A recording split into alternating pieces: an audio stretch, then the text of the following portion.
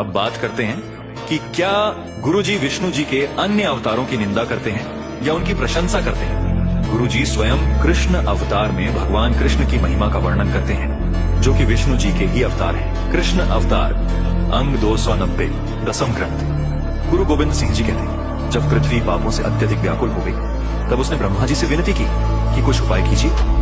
तब ब्रह्मा जी वहां गए जहां अकाल पुरख विराजमान थे, क्षीर सागर में।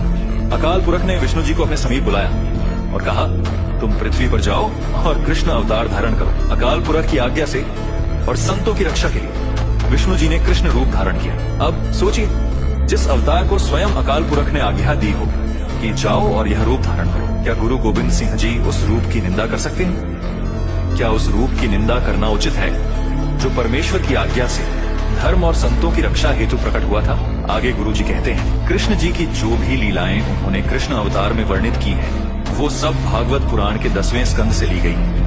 गुरु जी आगे कहते हैं, जब कृष्ण जी बाल रूप में बलराम के साथ खेल रहे थे, तब बलराम ने देखा कि कृष्ण ने मिट्टी खा ली है। बलराम ने यह बात माता यशोदा को बताई। माता यशोदा ने क्रोधित होकर कृष्ण जी से कहा, अपना मुंह खोलो। जब कृष्ण जी ने भयवश अपना मुंह खोला, तब माता यशोदा ने उनके मुख में पूरा ब्रह्मांड देखा। समुद्र, पृथ्वी, पाताल लोक, नागलोक, सभी लोग एक ही मुख के भीतर। उन्होंने वेदों का पाठ करते ब्राह्मणों को भी देखा और स्वयं को भी कृष्ण जी के मुख के भीतर देखा। यह देखकर माता यशोदा स्तब्ध रह गई। उन्होंने कृष्ण जी को परमात्मा रूप में पहचान लिया और श्रद्धा से उनके चरणों को स्पर्श किया। गुरु जी कहते हैं, मैं श्याम कवि यह कहता हूँ कि माता यशोदा अत्यंत भाग्यशाली है, जिन्होंने अपनी आंखों से यह अद्भुत दृश्य देखा।